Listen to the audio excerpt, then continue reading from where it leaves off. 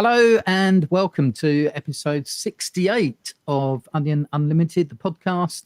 I'm your host, Daniel Torridon, and you join me live from Rotherham, UK, as I prepare to delve into the nature of self. In this episode, I will be discussing I am, my being, what I am in the universe, my perception of self, my place in the universe, and when I am not, what happens when I die, or even when humanity is no more. To help me all the way from Cleveland, Ohio, is my good buddy Chris, aka the Two Tongues Podcast. How are you, Chris? I'm doing fantastic, Daniel. Happy to be back to do this with you again. Nice to have you again. Always enjoy our chats. Very enlightening. Absolutely. And today we are going to be looking at a number of books, in particular this one, which is available on my Onion Unlimited website, entitled The Book on the Taboo of Knowing Who You Are. There it is, paperback, £7.25 or just £3.79 for the Kindle edition. I was going to send you this book, actually, Chris, via email, but it wouldn't let me send it outside the UK for some reason. So. Interesting. I thought about that myself. I actually Googled if I could send Amazon to the UK. Like, could I make a purchase in the US and send it to you? But it doesn't. It's not straightforward. It's not straightforward. No. There we go. So we'll be looking at some quotes and some insight on the book on the taboo against knowing who you are.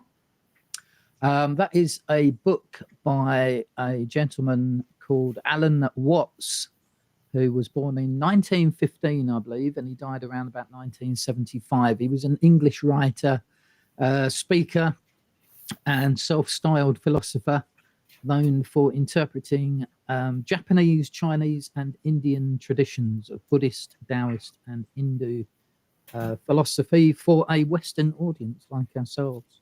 Mm.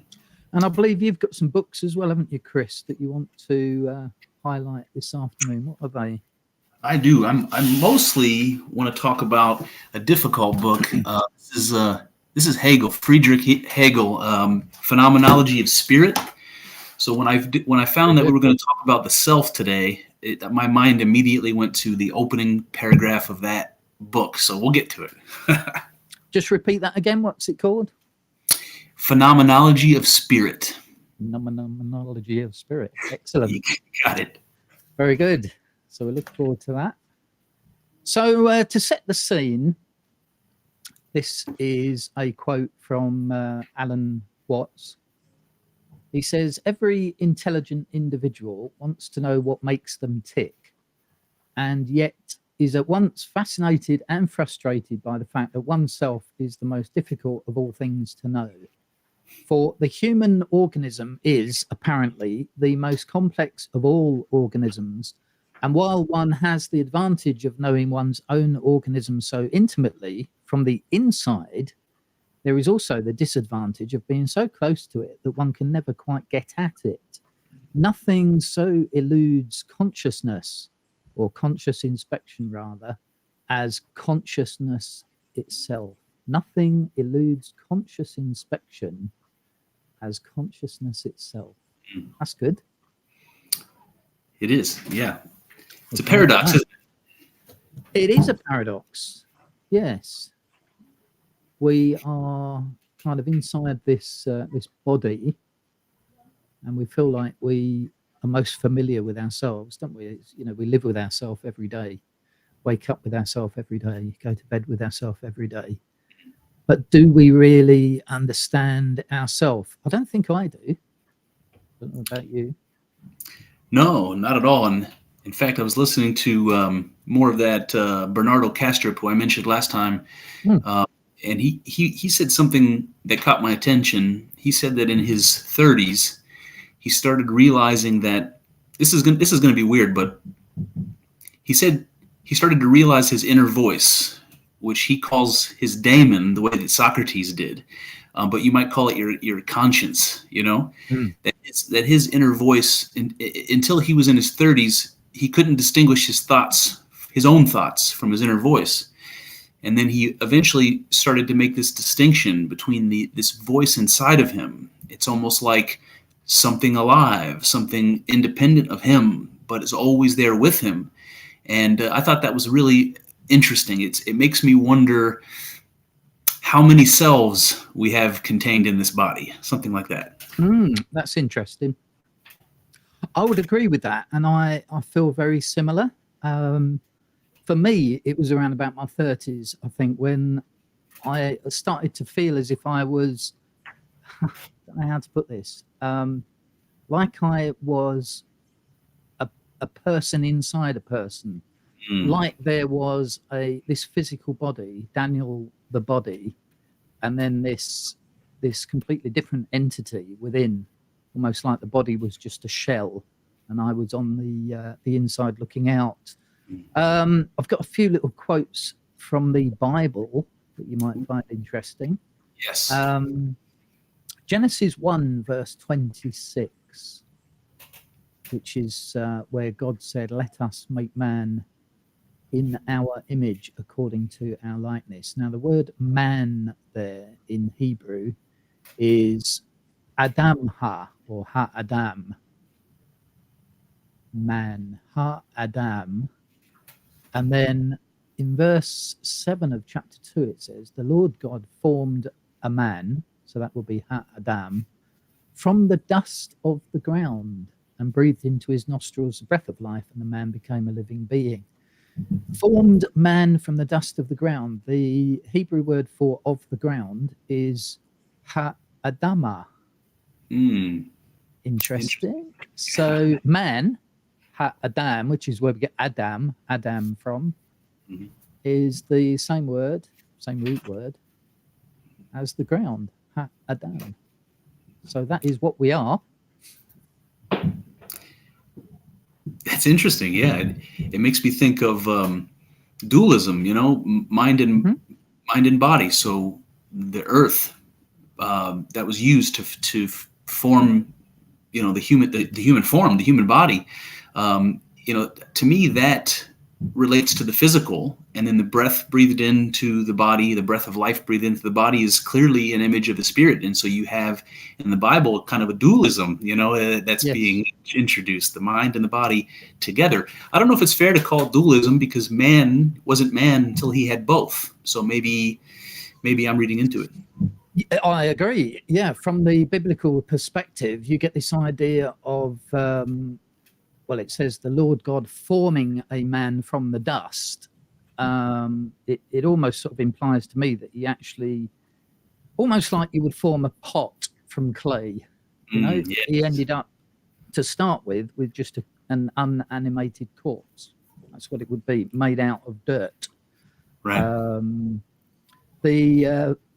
Excuse me, Genesis 3 verse 19, after man had sinned, this becomes really clear, because he says, God says to Adam, "You're going to return to the ground, for out of it you were taken. For dust you are, and to dust you shall return."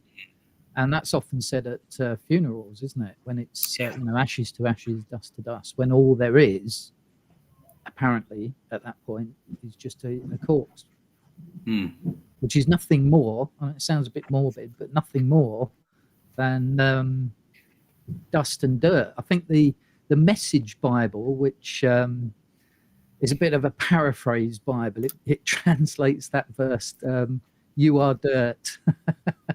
You are dirt, and you shall go back to dirt. So I want to, maybe I'll insert this. I don't know if this is premature, Daniel, but since they brought up Bernardo again, one of the things he said that struck me was he was talking about people with multiple personality disorder, and people that literally have multiple independent consciousnesses existing within themselves. Yep.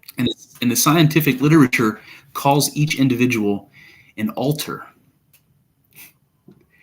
Yeah. So each personality within that body is called an alter, which I thought was strange. But hear me out. you just talked about forming the human body out of clay, and it made me think of an idol, right? The kind of thing you would put on an altar. And so what an altar is a place where God comes to rest.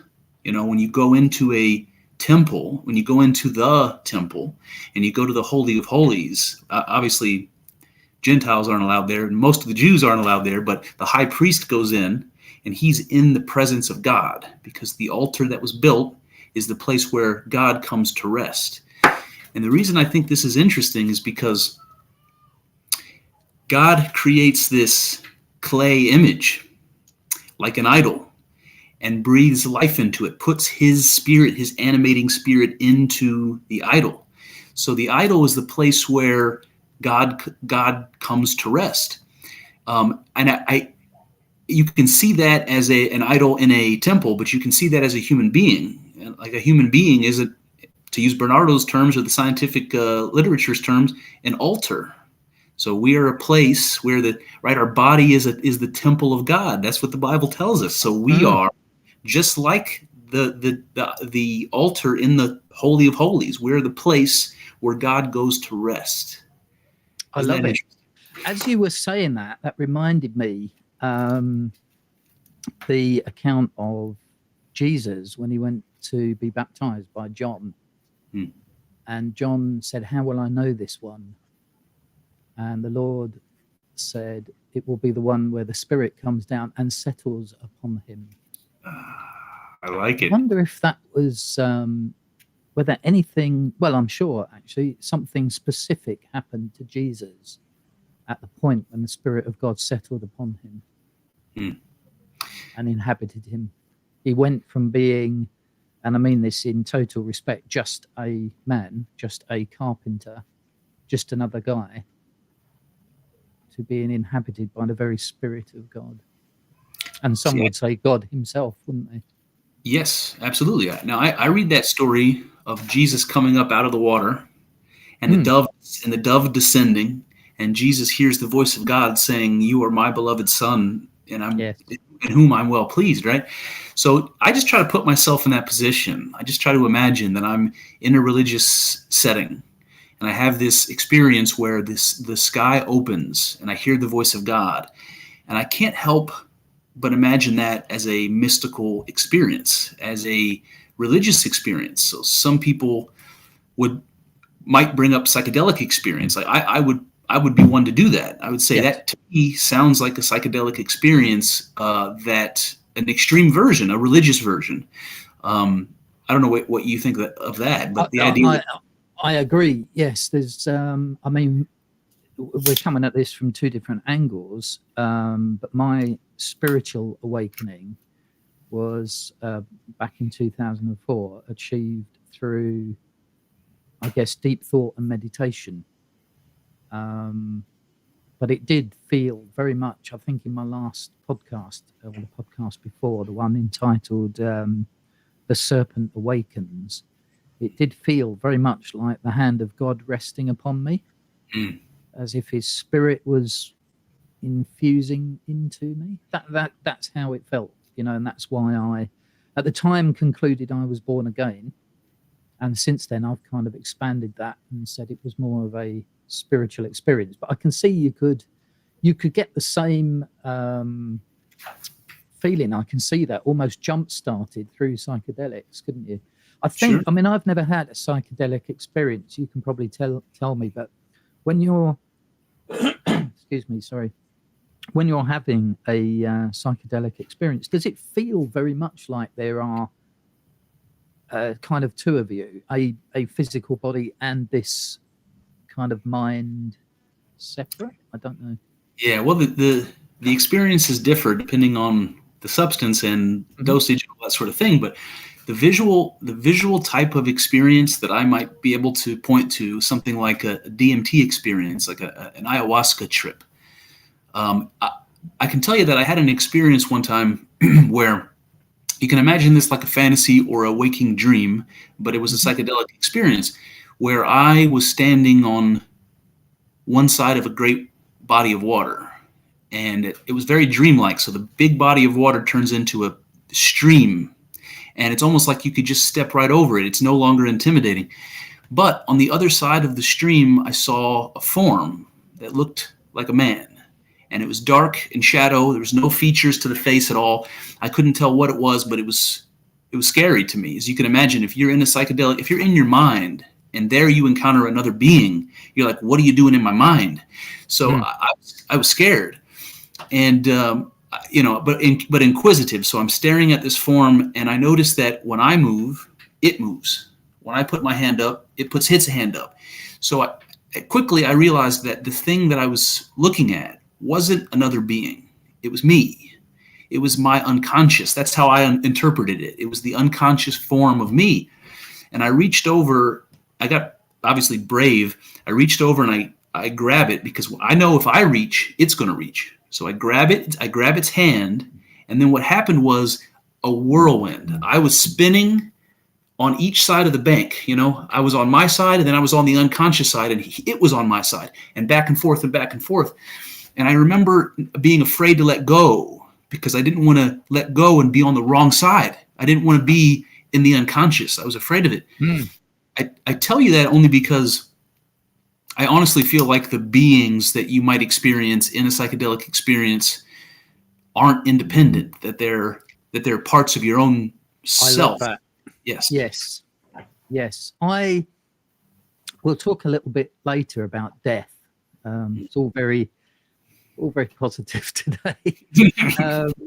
But death, that's the dissolution of ego to the extreme, isn't it? But I always imagine that when I die and I go to the other side, so to speak, I shall discover the other side is just me. There's no God or lots of angels or whatever. That's a perspective I see from this side of things. But once I'm assimilated back into my true nature, I shall just realize, hang on a minute, it was me all along. So listen, I want to add what you just said there. It was me all along. That reminds me of mystical experience because there's basically two things that you take away from a mystic experience. And they vary. So it could be very different types of experiences, but in every case, you have a unity. You have a feeling of being one with the universe. So that's one part of it. The other part of it is that it's familiar. Yes. And this is the strangest thing. It feels like remembering. It feels like going to a place that you've been, that you're familiar with. It's so strange. It's the most alien experience and yet the most familiar experience at the same time. It's like remember. Alan Watts in the Taboo book explains it as a divine game of hide and seek. I like that. Yes. Yeah. Just coming back to this idea that we are a body for a moment. I did some research and I've got a picture to show you. Yeah, let's look at it. There we go. That's actually what the human body is made up of, just to prove the point that it is actually dust. It's all the elements that we get out of the ground, and there's your percentages. 18% carbon, a lot of oxygen in there. I worked it out, and if you were to sell your elements, you'd be worth £120, I think it was, which was $141.82 in your money. Yeah, not a whole lot, is it? Not a lot, no. Under $150, you can buy a new person. But this is the point, really, isn't it? That it's so much more than just the body. There was a quote in the book that said, a consistent nominalist will have to be forced into the position that there really is no such thing as the human body. There are only the particular molecules of which it is composed, or only the particular atoms, not to mention electrons, protons, neutrons, and so forth. And I've got another little picture here for you. Oh, jeez. This is good. An Wow. atom is about 99.9% empty space. If you were to take all the empty space out of all the atoms in all the people alive today, our entire human race could fit in a sugar cube. Wow. Jeez. Wow. Puts it in So perspective. it does put it into perspective. Bodily, it's not. We're not really that much, are we? When we look at it like that. It begs the question if there's more, if the value in the human being goes beyond the atoms. Well, exactly, because I've often had this thought of where does I, as in the body, where do I end, and where does not I begin? The skin, our skin is always considered like a barrier, isn't it, to what separates us from the outside world. But if you were to draw a circle on a piece of paper, what is the reality there? Is the thing the circle, or is the thing what's outside the circle? It could equally be a hole in a wall. This idea of like our skin being the barrier for us, it's as much, our skin is as much the outside of the universe as it is the outside of us, if that makes sense. Yeah, absolutely. Yeah. Where do I stop and the universe begins? It doesn't really. We're kind of connected to everything. Yeah. So I've talked about that using the example of the sun, and and this connects to what you said, and I'll give you the summary version. It goes like this: if you're trying to ask yourself what the sun is, one of the things you might do is to try to determine where the sun stops, right? So you have this big burning ball of gas, and if you look up into the sky, you see a kind of a vague circular shape, and you might think, well, that's the sun, the vague circular shape. But the thing is, the sun is burning gas, and that's, it's pushing radiation out into space, and that radiation is traveling millions of miles before it reaches us. And so you say, well, is the sun limited to the visible part you can see, or does it include the heat that comes off the sun? Oh, it does include the heat. Okay, so that heat then travels all the way to the earth, and it shines down on me, and it gets absorbed into my skin, and it turned it into vitamin D, and I need that to live. Does that mean the vitamin D is the sun, and my body is the sun? Well, in a way, it kind of does, doesn't it? So does the sun end there? Well, no, not really, though. The sun lands on the plants, causes the plants to grow. The rest of the animals eat the plants, and so on and so forth. The sun doesn't stop. Well, it doesn't stop, does it? It doesn't.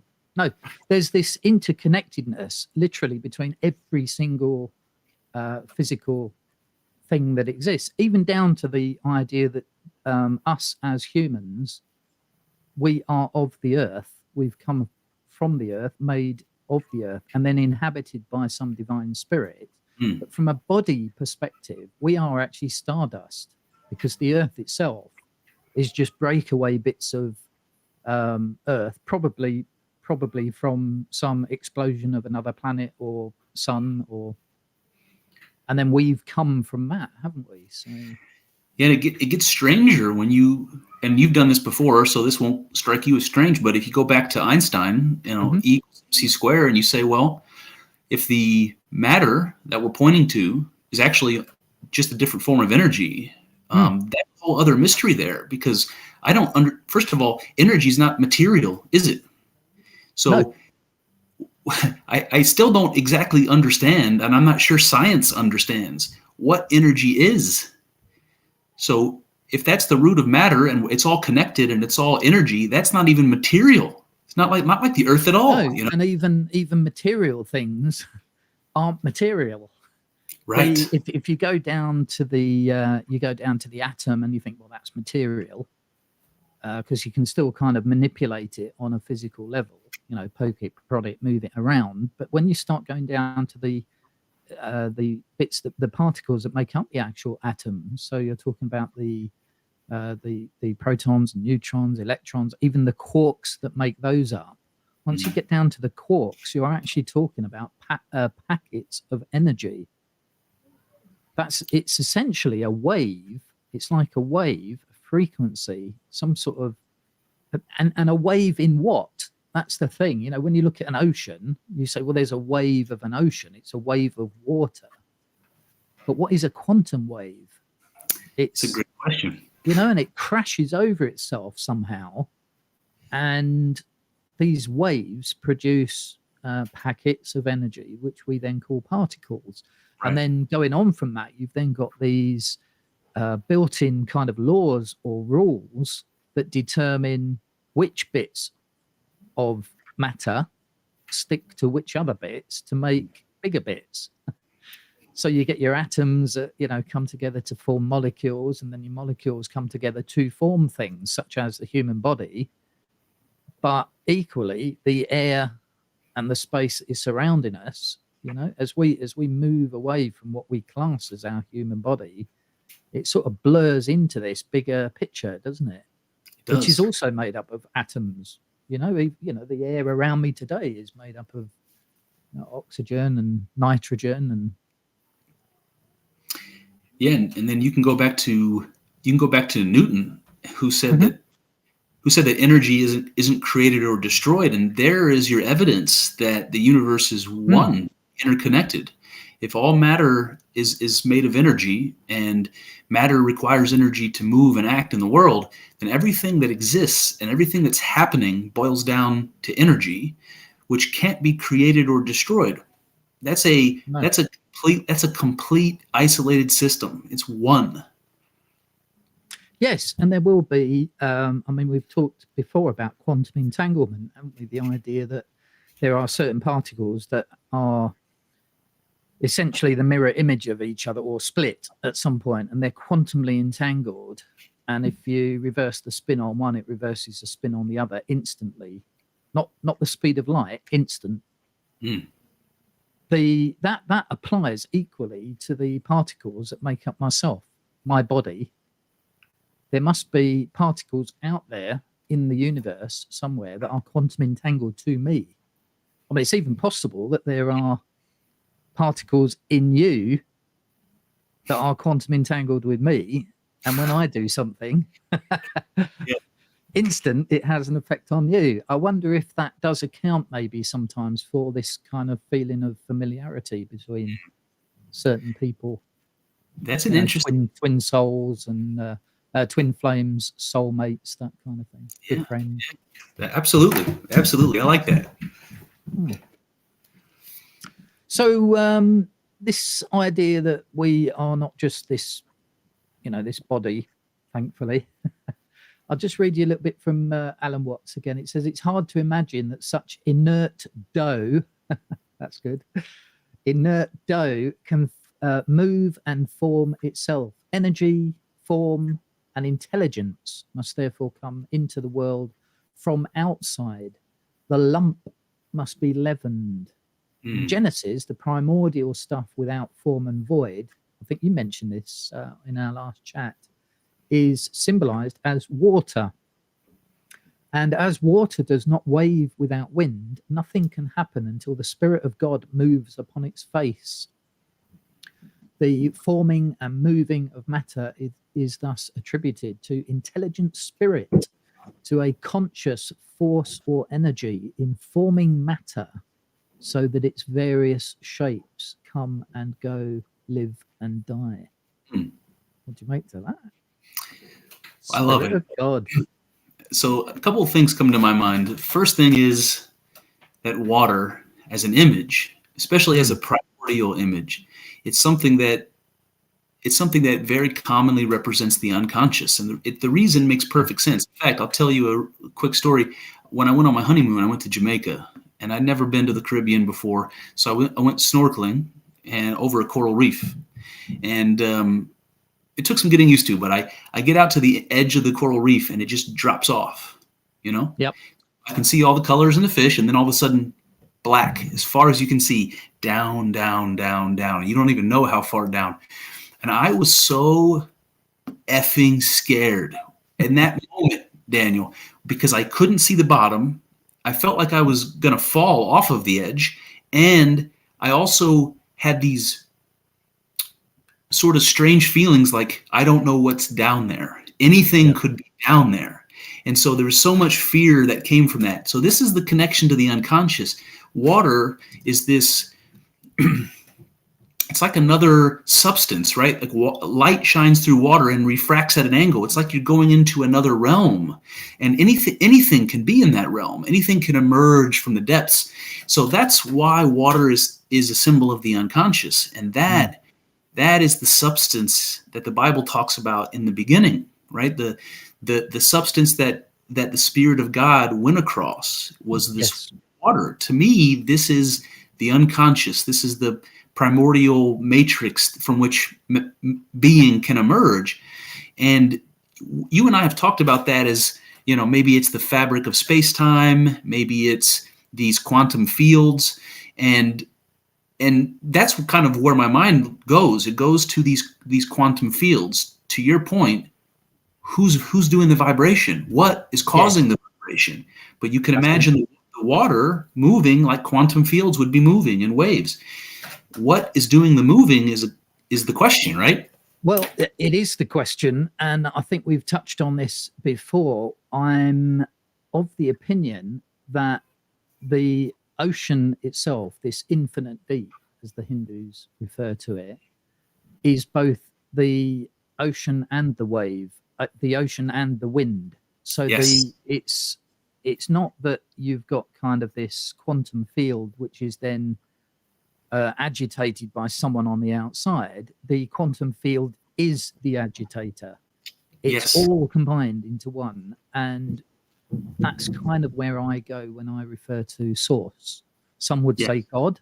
I would say God is another layer that arises from that becomes kind of temporarily conscious. But either way, we're talking about one across the board here. And that is basically our nature. We are waves in an ocean of which we are a drop. The ocean deep, the infinite deep. So I've had an image, I think a lot in images now since 2018 when I had a mystic experience. And one of these images that originally it was a painting.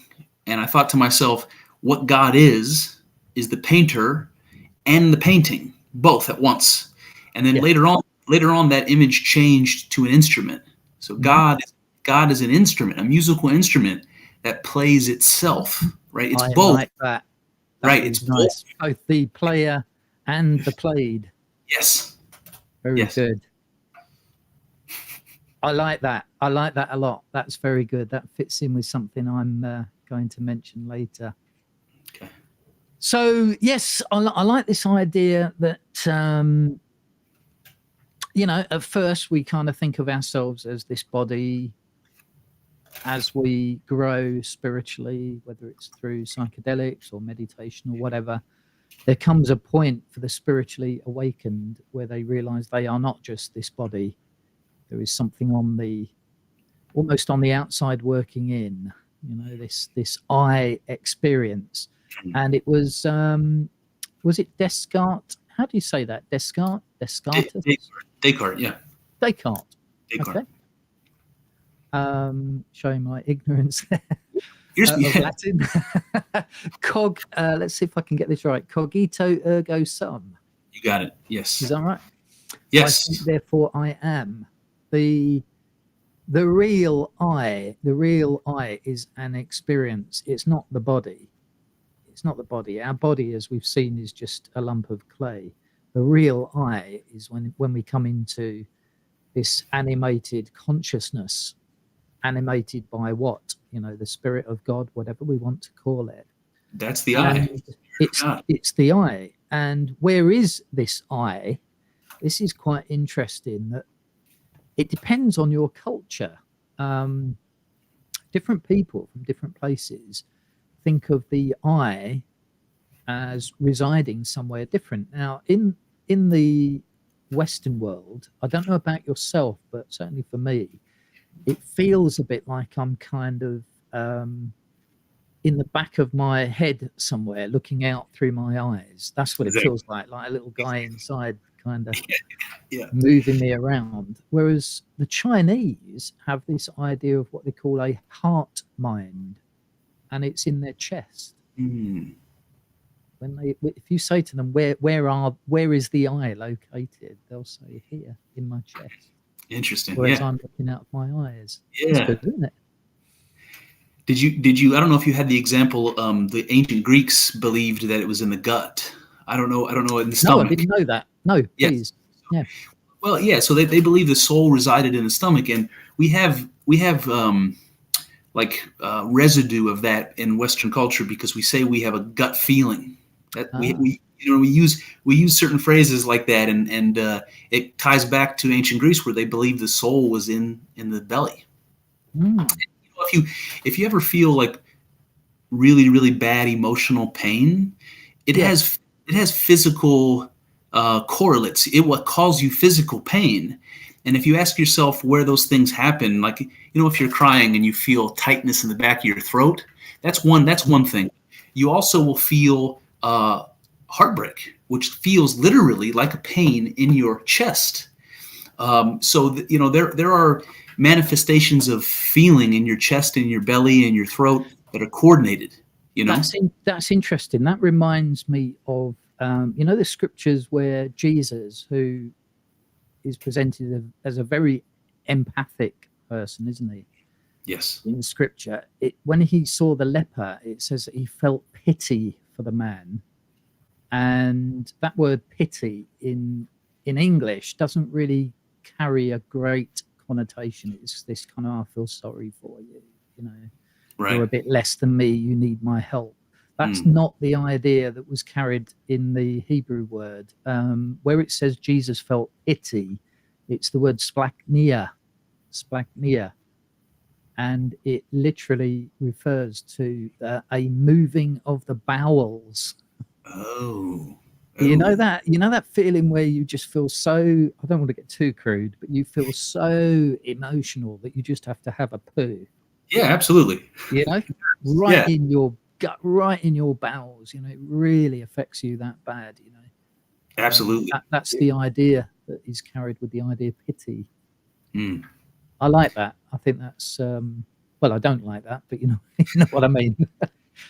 Daniel, can I circle back to cogito ergo sum for a second? Yes, please, and feel free to bring in any of these thoughts you've got from your nice big book as well. Hegel, yes. So I guess what I want to ask you to do is to compare two phrases. So we talked a little bit about the name of God and the forms in which God manifests, angels and El versus Elohim and all that sort of thing.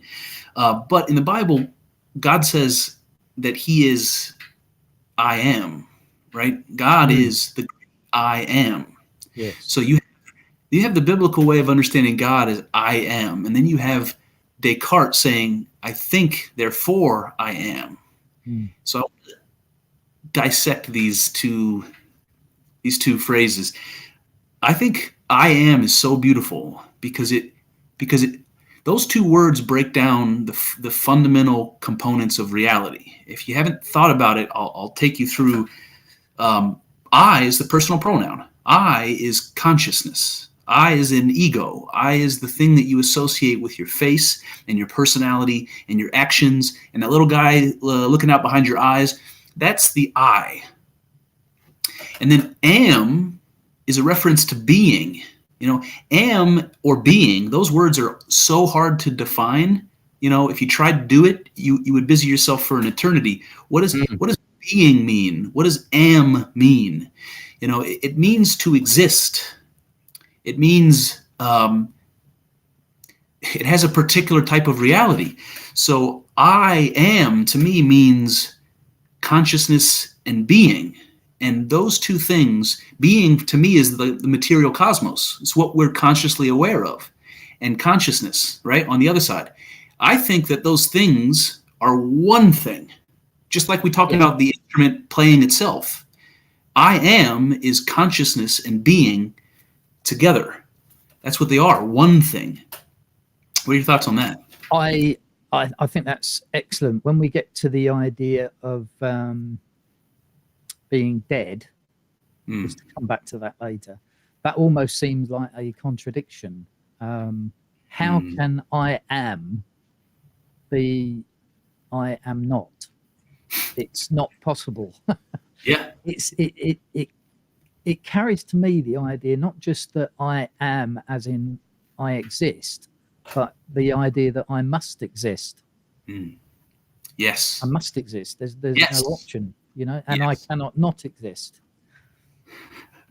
Now, if you fast forward several thousand years to get to Rene Descartes, Hmm. he says, "I think, therefore I am." He's making it conditional. He's saying that you don't am unless you think, Good. right? Yes. So there is no being without thinking, and it's difficult to know whether by that he means consciousness or whether he means like what Bernardo Kastrup would call mentation. Is it just the mental or the spiritual or mental essence or existence, whatever that is? It's a mystery. We don't know.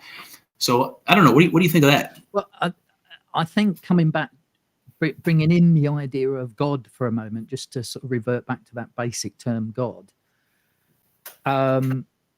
We think of God as eternal, and if God is eternal, God forever thought. I think that's the idea. I know there's a lot of contradictions in that because thinking tends to imply one thought after another, which tends to be a temporal experience. Mm. But it kind of means to me that it's not possible for there not to be mind. It's not possible for there not to be conscious thought. Thought must exist. That must be the very foundation, the most fundamental level of what is consciousness, which comes into, I suppose we're touching on panpsychism again, aren't we? Yeah, we're All getting is there. mind. Or Everything ideally, is mind. yeah, yeah. Well, if we talked about I am being the name of God, and if you insert that into Descartes, it's I think, therefore God. I am God, or God. Yes, very good. I think, therefore God. Yeah, isn't that Yes. interesting? Yeah. So That is good. there's a connection between our ability to think, which is a capacity we would call consciousness, and God itself. Amazing. Okay, so I want to just move this on a little bit along the lines of where we stand looking at things and analyzing things is a little bit like looking through a letterbox or a keyhole even. You're really only seeing part of the bigger picture, if this makes sense. Alan Watts used a brilliant illustration of a picket fence, with gaps in between the boards, and a black cat walking behind the picket fence. So what you're seeing, if you were to look at any one of those gaps, you would see a head followed by a body, followed by a tail. Now, as we are familiar with cats, we would go, oh, it's a cat. We would put those three things together, head, body, tail. It's a cat. And our mind would construct that as a singular image. Yes? Right. But if we were not familiar with, if this was the first time ever we'd been introduced to picket fences and cats and reality as it was, it might be that we would think that a head causes a body, which causes a tail, and that these are three separate things that always follow each other. Whenever you see a cat's head, very soon you'll see a cat's tail, and you may not put together the fact that these things are actually interconnected. Now, just taking that, I think the purpose of the illustration there is that we look at what we call reality, and we see all these bits, don't we? We see you, we see me, we see, the sun, we see the earth, we see the universe, we see trees, flowers, all this sort of thing. And we tend to think of everything as separate. And quite often we think of certain things as causes, don't we? We see clouds, then we see rain, and we think, well, the rain came from the clouds. Right. On a bigger picture, he's trying to get across this idea that everything isn't bits and pieces that are all kind of interacting with each other. This is just one big thing at the end of the day. I suppose we would go back to calling it God or source or the field or whatever. Let me just read this read this quote for you. It says, what guarantee is there that the five senses taken together do cover the whole of possible experience? They cover simply our actual experience, our human knowledge of facts or events. There are gaps between the fingers. There are gaps between the senses. In these gaps is a darkness which hides the connection between things. This darkness is the source of our vague fears and anxieties, but also the home of the gods. They alone see the connections, the total relevance of everything that happens, that which now comes to us in bits and pieces, the accidents which exist only in our heads, in our limited perceptions. That's a quote by Idris Parry from Kafka, Reich, and Rumpelstiltskin, an essay. All right. And he just concludes, failure to see that individual people, nations, animals, instincts, and plants do not exist in or by themselves. This is not to say only that things exist in relation to each other, but that what we call things are no more than a glimpse of a unified process. That's good, isn't it? So what we're seeing, when I see you, it's almost like, let me see if I can illustrate this. If you were stood behind a door and I couldn't see you, and you waved, you put your hand out and waved, and I saw your hand, I might well say, oh, it's Chris, if I happen to recognize your hand. But it's not Chris, it's Chris's hand. Yeah? Yes. Yes. When we see a tree or another person or a flower or a rock, it's completely conceivable to say, oh, it's God. It's not God, not in his entirety, but it is very much God. Can you unravel that for me? Oh, boy. Where to begin? Well, first of all, I wanted to tell you I encountered that story of the cat behind the fence for the first time. Right. Literally a couple of days ago. I didn't realize it was Alan Watts, but I did hear it. Wow. So, and it's interesting. It's like if you saw a cat walking up and down the fence and you didn't know what you were looking at, you would assume that the head causes the tail. And I think that shines a light on the mystery of perception. Like that, to Alan's point, that's exactly what our life's like. We don't see the complete picture. We don't see reality as it actually is. And in fact, if we did, we probably wouldn't be able to function. We'd just die. I mean, evolution. Not as a human, we couldn't. Yeah, that's it. Exactly right. So cause and effect is interesting because we do believe that the world functions that way mechanically. That's how we imagine it's cause and effect, like a giant mechanism. And when I was reading David Chalmers, I think it was David Chalmers, it might have been Peter Sherstead Hughes, they were talking about how cause and effect is really a mystery to the same level as consciousness is a mystery. We can't say that consciousness supervenes on the physical laws. We can't say that consciousness depends on the physical laws because you can know all the formulas and math behind physics, and you can't use that math to arrive at consciousness. There's only one other thing that they pointed to that's like that, and it's cause and effect. It sounds strange because like I would imagine if I roll a billiard ball down a table and it knocks into another billiard ball, that's cause and effect. And then there's physics that can describe what's happening. And both of those great philosophers say, no, that's not quite right. Cause and effect is a mystery. We don't exactly know why one billiard ball hitting another one causes it to do what it does. We don't know why cause and effect exists at all. And you can't come to that conclusion by studying the math behind the physical world.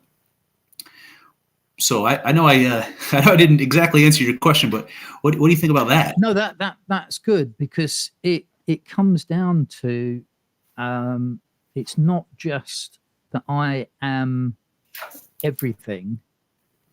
It's that all of my actions are interrelated with every other action. Everything I do has an effect on everything in the universe. It's the old illustration of the if a butterfly flaps its wings, isn't it? Yes. You know, it may cause a typhoon or something in Japan. Yeah, so that reminds me, that chaos theory, that reminds me of, it reminds me of a guy named Alfred North Whitehead. He's a philosopher who, he's known for being what's called a process philosopher, or process metaphysics, which basically means if you can imagine God, or you can imagine nature, however you want to look at it, not as a being but as a process. And he called it good. He called it the philosophy of organism. And I don't exactly know what he means by that, but I'll tell you what I think he might mean by that. It goes back to this fractal underpinning of reality, is that, let's just say I'm an organism and I exist in, well, here, let me do my body rather than going scale up, scale down. So you can see that my organs, let's say in my body, are composed of these little cells that are doing what they're doing and are unaware of me at all. And those cells are made up of chemicals that are doing what they're doing with no idea what the cells themselves are doing. And they're made of atoms that are doing the same thing and have no idea what these scales up are up to. We're organisms within organisms within organisms. Yes. And you might take that up a scale also and say that Daniel and Chris are organisms existing within this organism we call Earth. Very much doing our little job, whatever our job is. Our job is unaware of what the higher levels are doing. It's like it reminds me of like a colony of bees or a colony of ants that are a hive mind. You know, it's like the ants might have some consciousness or some experience, but they're not acting for themselves. They're acting as a part of a greater organism. And that's where this idea of process makes a lot of sense to me. It's like everything interacts with everything else, and it scales up and down, maybe infinitely. I don't know. I think what you've just described there is, or what you've defined there, is being. We talked about I am really means being. Yes. It's not just about existing. Being isn't just about existing. It's about doing something.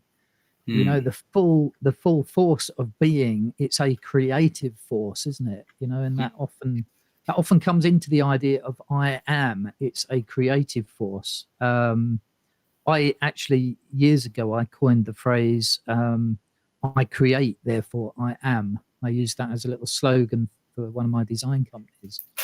I am is all about process. It's about actions, and nothing ever stays still really in the universe, does it?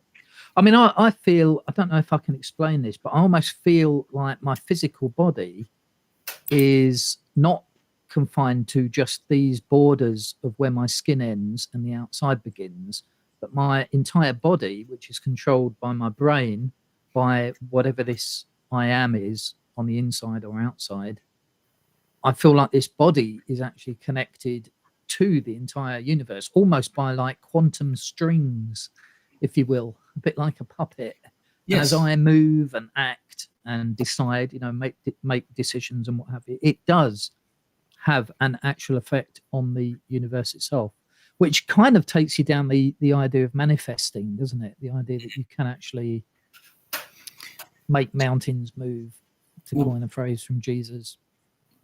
Well, before we go to manifesting, I want to point out, I think that the borders between you and I, as an example, this is strange. It may work a little better if I tell you about the way I think about my children. So I've got two young girls, and they're not disciplined, right? They're young and they're wild. They're not disciplined, so I have to discipline them because they can't do it themselves yet.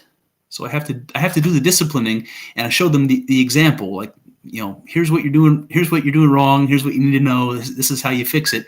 And then what I do is I reinforce that until they can do it themselves. Yeah, and they're wonderfully unaware of self at that age, aren't they? They are, yes. But then I step back and I think of what this might fit into our death conversation in a little bit. But I think about when I'm gone, when I'm dead. My girls are going to have their discipline, and there's a way in which there's a little voice in their consciousness that is me, that's telling them, you don't do this, here's why. This is how you control yourself. This is what you should be doing. They're going to keep that with them forever, not realizing that it's not them, that I put it there, that it's me. I'm there. I survive after death. And people say that, as a platitude, that your loved ones are always going to be with you even after they die. They're looking down on you from heaven. No, they're in your psyche. The people it's very real. Yes, very, very real. And Daniel, I want to say, I think that you and I are connected in a similar way. I don't think that your borders or my borders stop, at our skin, because we've had enough conversations and have enough insight shared between the two of us that you carry a little piece of me and I carry a little piece of you. There's a blending going on, isn't there? Yes. Yeah, very much so. I like that. Let me just read another little quote then that ties in with that. It says, the cat has been let out of the bag. Literally, the inside information is that yourself, as just little me, who came into this world and lives temporarily in a bag of skin, is a hoax and a fake. The fact is, no one thing or feature of this universe is separable from the whole. The only real you or self is the whole. The individual may be understood neither as an isolated person nor as an expendable humanoid working machine. He may be seen instead as one particular focal point at which the whole universe expresses itself as an incarnation of the self, of the Godhead, or whatever one may choose to call it. I think that sums it up well, doesn't it? I love it. I got nothing to add to that, Daniel. That's perfect. That's excellent. Okay, so let's. Sorry, go on, Chris. What were you going to say? It was just one thing that I wanted to say before we move on, and is you talked about consciousness as being creative, and there's something that I read in Carl Jung recently that I thought was pretty interesting and goes along those lines, and it goes something like this. The very first creative act was the creation of the ego. It was the separation from source into an independent self. Yes. So we created ourselves. So, and when I say that, what I mean is consciousness.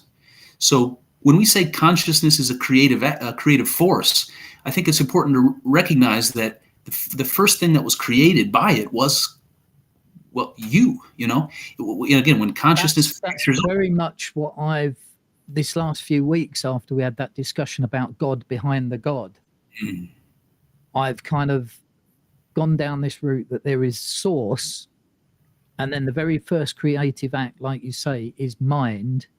And I would call mind, well, I'd call it two things. First of all, I'd call it us. Second of all, I would call it God. Yes. I'm with you, man. I'm with you.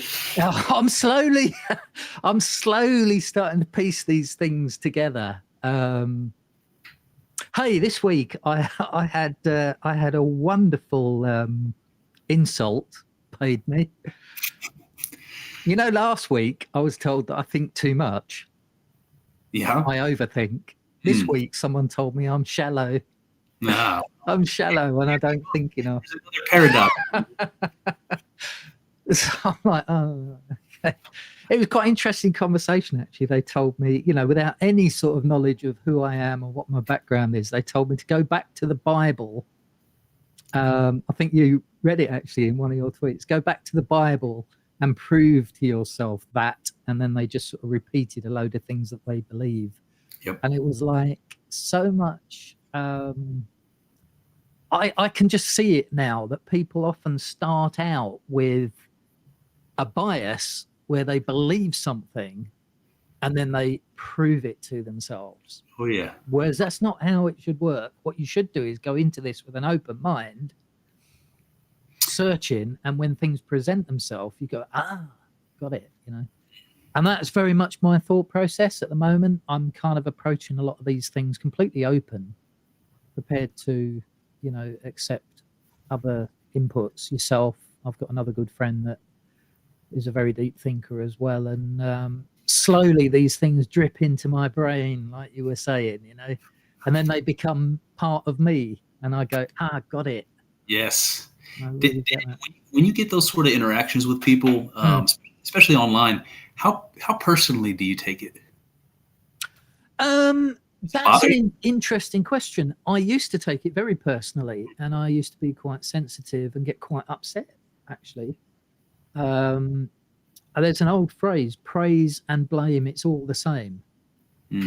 I think Abraham Lincoln, I think, said, if I'm right, I'm right. But if I'm wrong, 1,000 angels telling me I'm right won't make any difference. And I kind of got this, I sort of realized that it is just an opinion. Like I say, someone last week said I think too much. Someone this week says I don't think at all. Neither of those things may be true, or they might both be. Sometimes I might think too much. Other times I might not think enough. Yeah. I try not. What about yourself? When you get criticized, do you? Yeah, I mean, the reason I asked you is because I struggle with that, because I've been struggling with that myself. So, like, I'll give you I don't get like a lot of negative comments, but I had one, and it was you know what? I was going back and forth with a guy on Twitter, and it seemed like it was a nice conversation getting started. And then I got blocked. He blocked me, and he said something nasty. And then I just, it bothered me for like 24 hours. Bothered me. Yeah. So I was like, I gotta stop putting so much. I gotta stop caring so much.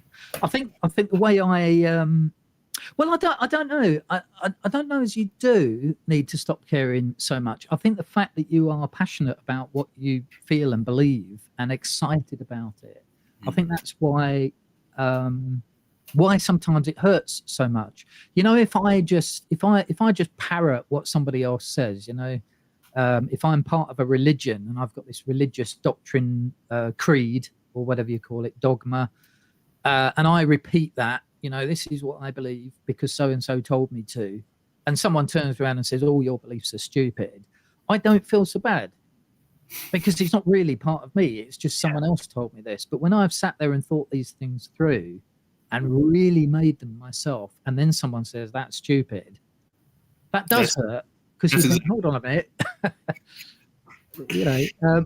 What I actually do now is when I get a negative comment on Twitter or whatever, first of all, I step back a bit. First of all, I tell myself they don't know me. They are just seeing a little glimpse through 180 character long tweet or whatever it is. They don't know that I've read my Bible 3 times through, or have worked through this a million different ways, and tried on every possible belief before I've come to this conclusion. They don't know that, do they? So what I tend to do is I normally wait for about an hour or so just to let the sting subside. And then I come back with something witty. I think this person said you need to think outside the box like me. And I waited for an hour, and then I came back with, there is no box.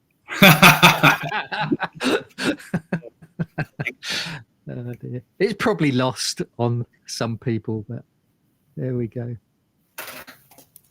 Can I move you into a new heading? I and the universe. So if we start thinking more about the universe, parts are fictions of language, of the calculus of looking at the world through a net, which seems to chop it up into bits. So if you take the entire universe, if that was possible, or even a section of it, and then split it up into grids, and then just look at a small grid, that's kind of what we see when we look at things. Reality is not real. Fictions, Alan Watts says, are useful. They're useful as a kind of way of communicating ideas, as long as they are taken as fictions. They are just ways of figuring the world so that we can agree, so that we can act in cooperation as we agree about things like inches and hours, numbers and words, mathematical systems and languages. If we have no agreement about measures of time and space, I would have no way of making a date with you at the corner of 42nd Street and 5th Avenue at 3 p.m. on Sunday, April the 4th. But the troubles begin when the fictions are taken as facts. Thus, in 1752, the British government we instituted a calendar reform which required that September the 2nd of that year be dated September the 14th, with the result that many people imagined that 11 days had been taken off their lives. That's good, isn't it? He continues, for every individual, there is a unique manifestation of the whole, as every branch is a particular outreaching of the tree. To manifest individuality, every branch must have a sensitive connection with the tree, just as our independently moving and differentiated fingers must have a sensitive connection with the whole body. The point, which can hardly be repeated too often, is that differentiation is not separation. Come back to that in a moment. Differentiation is not separation. The head and the feet are different, but not separate. And though man is not connected to the universe by exactly the same physical relation as, say, a branch to a tree or a foot to a head, he is nonetheless connected, and by physical relations of fascinating complexity. We've discussed before that creation is the act of separation. Disassociation, I think, is the word we've used before. Light from dark, sea from land, water from water, animals from the land, and so forth. But I thought that was an interesting point. Differentiation is not separation. Yes. We don't break away from something and then there is no connection anymore, any more than a branch on a tree that grows stops becoming the tree. That's good. Yeah. I think what comes to my mind is words like unconscious. So we have an unconscious part of ourselves. We don't have access to it. That's why we call it unconscious, but it exists. It influences us, in the here and now. Yeah. So you have an estrangement from part of yourself, and it feels as though you're separate, distinct, but you aren't. And you aren't when you think about your unconscious, because it affects you exclusively, and it's a part of you exclusively. So I think the idea of estrangement or dissociation is better than the word separation, because that implies multiple beings. Yeah, I'm with you. That's good. That is good. Yeah. Have you ever had that? You must have had this before. That situation where you've slept on your arm, and you wake up and you can't feel it. It's still part of you, isn't it? But it's quite a weird feeling, isn't it? You sort of look at it. It almost feels like a separate entity. Yep. Yeah, there's a story that I heard, and I can't remember the context, but there's a condition that I don't know the source of it, but where people feel like their limbs don't belong to them. And I know it just sounds strange, but they'll wake up and it's that sort of dysmorphia, I think they call it, don't they? Yeah, they'll wake up and grab their leg and throw it out of the bed, and then wake up and then pick themselves up off the floor. They don't understand why. That must be awful. That reminds me actually of there's a book there just on the middle right hand side there called Phantoms in the Brain. Yes. That is an absolutely awesome book. It is by a Dr. Ramachandran, I think he is, an Indian doctor, and it's about basically he tries to explain that we've got a map in our brain of where all our body parts are, so we can always sort of feel where they are.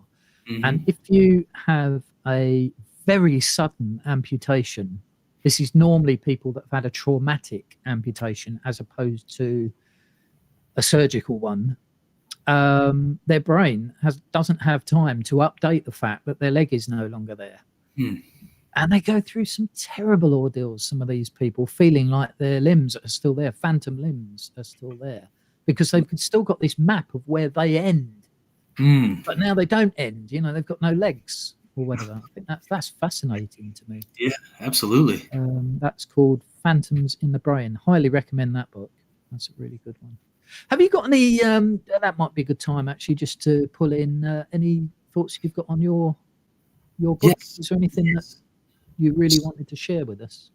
Yeah, absolutely. So Friedrich Hegel, in his Phenomenology of Spirit, he talks about, first of all, you have to understand that spirit and psyche are all there's synonyms, spirit and psyche, and they have different connotations in the modern world. We think of spirit as religious and psyche as scientific, but we're talking about the same thing.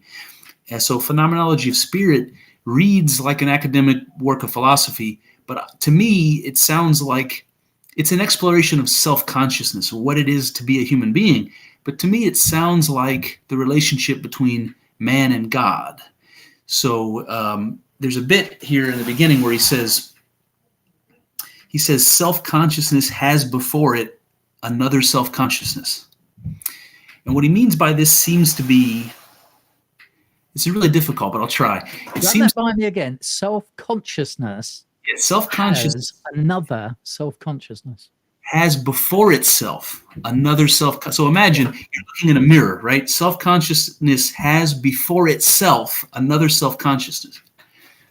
And Okay. and this is what I gather that it means. So you tell me what you think of this. There's a way that we look at ourselves or experience ourselves as a subject. And that's like the guy looking out from my eyes. I'm in charge of the story. I am the leading role in the story of Chris. So I'm subject, but I'm also an object. I'm a body. I'm a person. So the way in which we see ourselves as an object is not the same as the way we see ourselves as a subject. We see ourselves as a subject coming outside of ourselves to look down at the object of that is ourself. So when he says our self-consciousness has before itself another self-consciousness, I'm arguing that that's how we experience our lives, as though we're two distinct things. Yes. Subject and object. That's why we refer to my hand, my Yes. foot. Exactly. My head. Yes. Yeah. Later on in the book, Hegel talks about these two consciousnesses differently, and he calls one the master and one the bondsman. And what he means by that is that the bondsman needs the master and the master needs the bondsman, but they're not equals. The subject is in charge. The subject is not on par with the object. The subject is something higher. And so I imagine the master consciousness as God and the servant or bondsman consciousness as me. And Hegel makes the argument that they're both me. And guess what? I agree. I agree that they're both me. I don't think Hegel means by master consciousness God. I think he means something like what Jung would call the higher self versus your ego, or something like that. But I think it speaks better in a religious perspective, the master being God and the bondsman being material reality. That reminds me of an illustration I was using with Mariella, my girlfriend. Hello, Mariella. This week, if you imagine God or source, either way, as a glass of water that is constantly feeding other smaller glasses of water. Yeah. And that's kind of almost like there is only one consciousness, there is only one water, but yes. it's being experienced through all of these different vessels, as you will. And what I learn in this body, the experience I have, it does feel very much like I'm an individual, but I'm not really. It's kind of I am and I'm not at the same time, isn't it? And I'm gaining this experience and this knowledge and what have you. So are you. But ultimately, that is all going back to the same glass of water. And you could almost say that it's kind of being recycled all the time. And I suppose this comes back to the idea that what you were saying about your children. There's elements of you, not just biologically, but also mentally, that are within your children. Yes. And realistically, depending on how much of an impact you have on people, could still be here in hundreds, thousands of years' time, couldn't they? And I think this is why sometimes we get people that get these very strong feelings of past lives and deja vu and that kind of thing. It's because it is this constant flow of consciousness that's going in and out of all of us. And We're just picking up sometimes on somebody else's experience. I agree wholeheartedly. I want to point out the image you bring up of a reservoir of water feeding into others and then recycling back into itself. What you have there is an illustration of preservation of energy, right? You have preservation of water. The system is self-contained. It doesn't go away. Yep. You also have the unity. You understand the parts of the whole there. But you also have a process. So I want to point that out. You have a process that goes from the reservoir to the individual cups back to the reservoir. And we talked about process earlier, about God or nature maybe being something like a process. And the thing I want to point out is the process requires the reservoir and the cups. Yes. Process can't exist without both. And so for the purposes of making the analogy plain, the reservoir is God and the cups are individual conscious beings. And just take that one step further as well. If you imagine that the water goes from the reservoir to the cups, it also interchanges between the cups. Yes. I know we've discussed before about things like divine sex. When two people have sexual intercourse, that is very much a way of two people becoming one. And it is actually a biological function, isn't it? You know, there are actually atoms, for want of a better word, being shared between the two of you. You know, even more so if that ends up in a pregnancy. Yeah. But there's also this, and I don't know if you've ever thought about it like this before. This might put you off. Sharing thoughts is almost like a mental intercourse. You are actually sharing conscious ideas between each other, and they do stick, don't they? You do, as you have a friend, someone that you share your most intimate and deep thoughts with. Over time, you kind of become almost see things from the other person's perspective, don't you? And sometimes you even find that you start acting like them. You know, you end up sort of repeating or finishing the sentences of the other person even before they finish. You know, if you ask yourself what friendship is, and you can say the same thing about a romantic relationship like you just did, but if you ask yourself what friendship really is, I think it is coming to identify with another human being. So it's like when you say I have a little bit of you and me, and you have a little bit of me and you. I think it's more of a shared identity. You know, when you become friends, it's something like that's happening. Where I don't. And I think that is why I so much more think that is so much a better way than this kind of religious approach that some people have, where they've kind of written up a list of what you should think and believe, and then it's kind of a memo that is handed around, you know, the however many million followers, and they all go, all right, we believe that now. It's lifeless. That is lifeless. It is lifeless. It's got no passion or anything behind it, has it? Really? Right.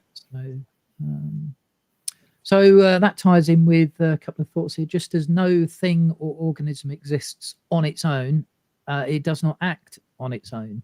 Little illustration here for you. One could say that if the sun and a body of moisture were in the right relationship, say over an ocean, any observer on a ship that sailed into that would see a rainbow. Okay, so we've got sun, moisture, ocean, observers, ship, rainbow. Okay, but one could also say that if an observer and the sun were correctly aligned, there would be a rainbow if there were moisture in the air. Perhaps we can accept this reasoning without too much struggle when it concerns things like rainbows and reflections, whose reality status was never too high. But what if it dawns on us that our perception of rocks, mountains and stars, other people, is a situation of just the same kind? It's just too much of a shock, too fast a switch to recognize this little germ with its fabulous brain is evoking the whole thing, including the nebulae millions of light years away. That's good, isn't it? It's like, I know we've talked about the serendipitousness, is that a word, of us kind of meeting each other. and discussing. I've a similar, different sort of relationship, but similar with Mariella, where we just sort of fell into each other's lives at some point. Right. And it does just feel sometimes that things are aligned, aren't they? Like the sun and, you know, the moisture in the air and the ship, and you get the rainbow.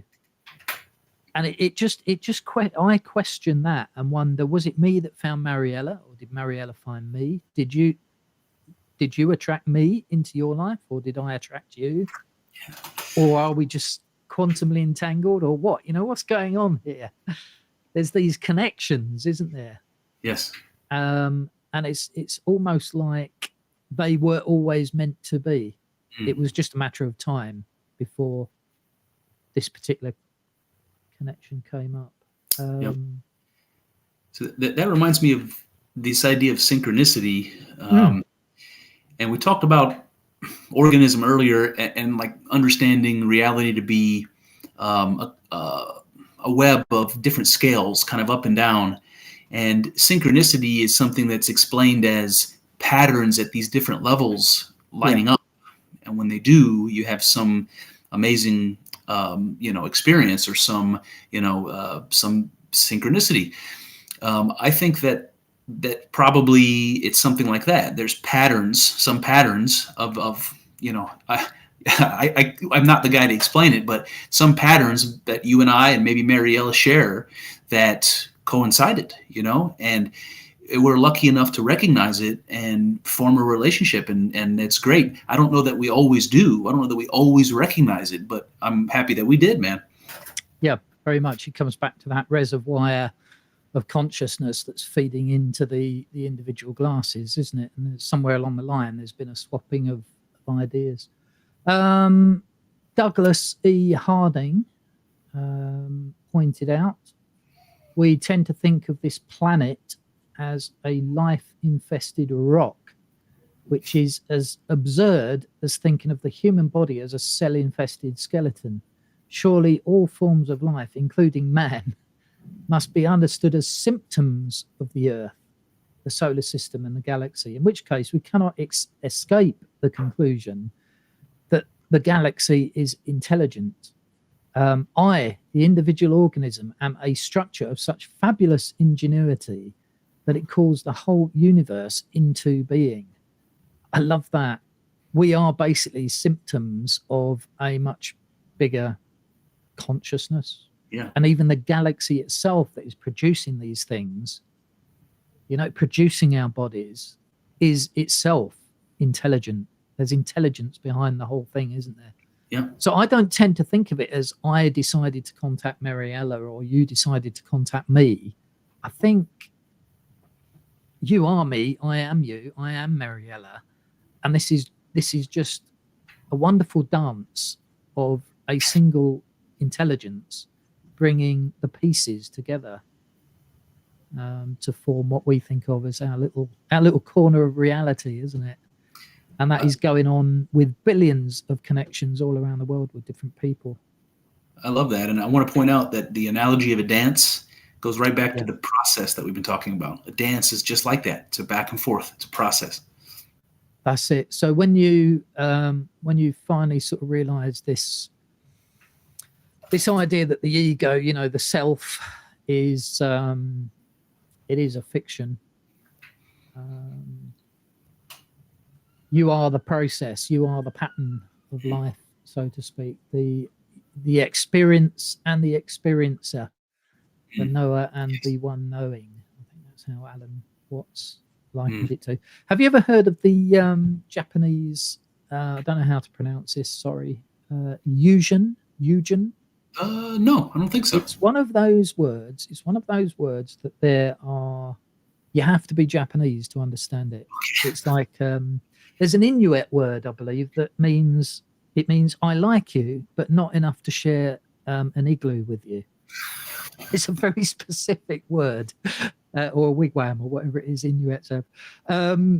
Eugen, it literally means dark or obscure, but it doesn't really translate into English. The best way I can describe it is it means beauty that is only partially perceived, fully felt, but barely glimpsed by the viewer.